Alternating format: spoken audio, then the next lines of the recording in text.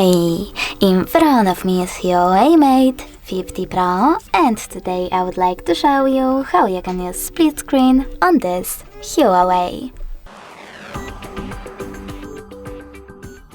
First of all, open one of your apps, for example browser, and click on this square button. Now you need to click on this icon at the top right corner of your app and select the other one, like messages.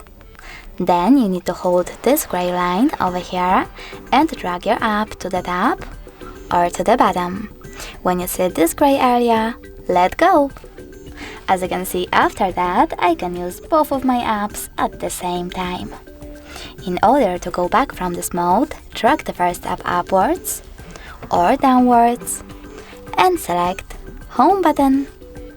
Thanks so much for watching. If you enjoyed this video, don't forget to leave a like, comment, and definitely subscribe. Bye!